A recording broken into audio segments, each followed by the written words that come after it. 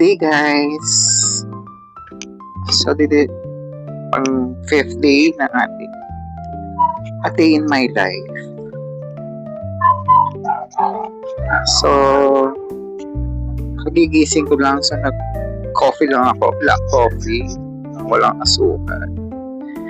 So today, Tuesday, pupunta ako ng parking, papainitin ko yung sasakyan kasi every Tuesday, Thursday, then Sunday, pinapainit yung sasakyan kasi di ko masyadong ginagamit kasi di mo masyadong umaalis. Pag may okasyon lang or may pupuntahan or may gig lang, ito ko lang ginagamit yung sasakyan.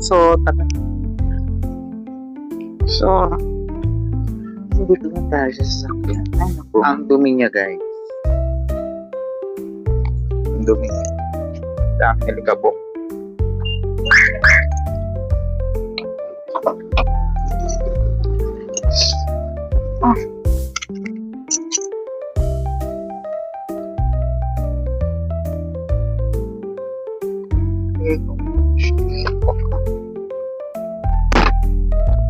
Start natin.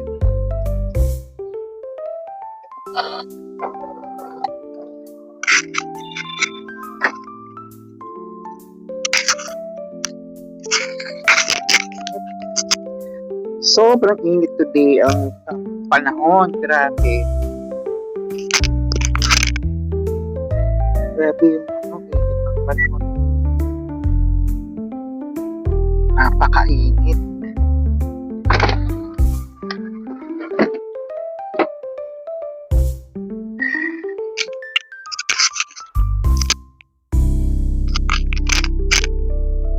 So,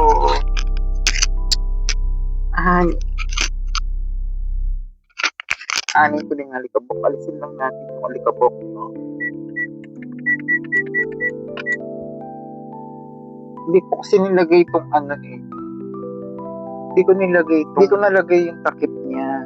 Ayan. Kailan ba yun? Sunday. Palis kasi ako. Hindi ko siya nalagay. So, anin lang natin. Kapagpagin lang natin. Lagay natin. Lalagay ko yung takip.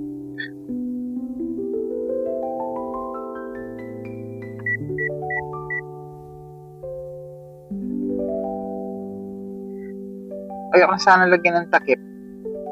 Kasi, yun din naman pag alis ko ng takip, maano din siya. Madaming alikabok. Kasi kinakapitan ng alikabok yung takip. Ganun din naman, pupunasan ko. Ayaw ko na siya lagay eh. Hintay ko lang yung papalamig ako ng konti bago init kasi bago siya alisin ng alikabok. Ay, saan ko muna yung sa likod, kukunin natin ang ng alikabok. Lahat ito. Daming alikabok mo.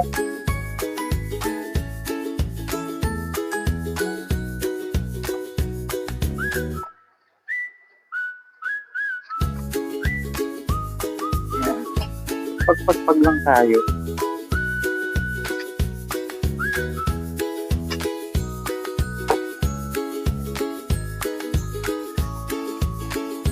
Para hindi na lang kumapal yung alikabok. Every time pinapainit ko siya, pinapagpagat lang para hindi kumapal yung alikabok.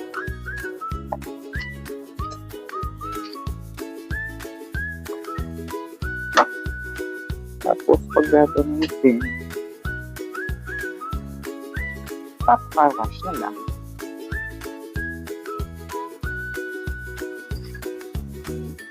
Carwash na lang.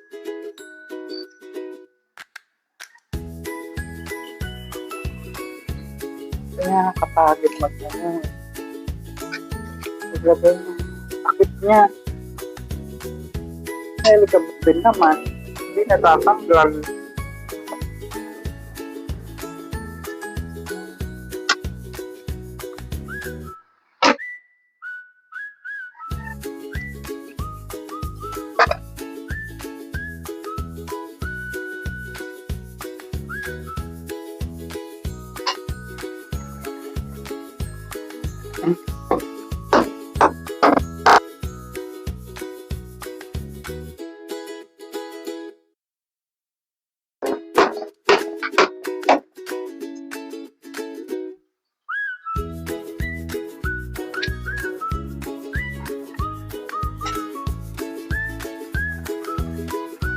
Ay!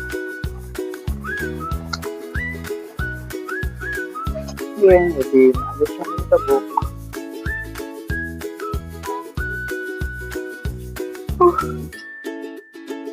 Grabe ang init.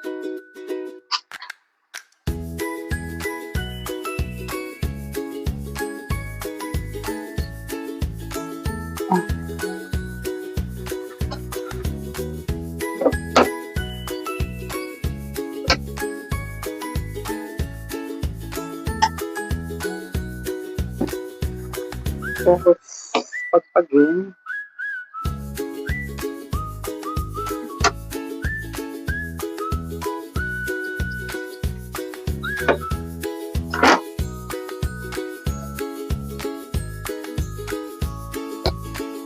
Oh!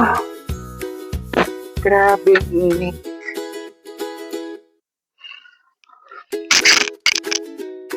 Ay, pinawisan ako, my God.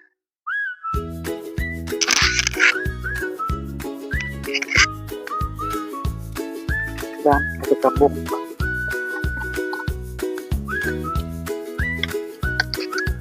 So, hindi ko na nilagay yung takip kasi pinulasan ko na. Paglagay ko, didikit ko rin yung alikabok. Tapos, wala siya silbi. Hindi ko na nilagay. So, ganyan na lang. Pag pinapainit ko na lang siya. Pinapagpag ko na lang. Wala din naman yung malikabok din pa kahit nakapag ko siya. Kaya, pwede nang ganyan.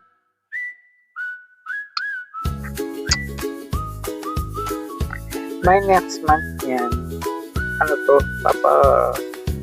release ko siya kasi section huli niya yung June. So, oo, tama. So, paparelease ko pati yung motor. Balak ko nga, di ba, ipapa-upgrade siya,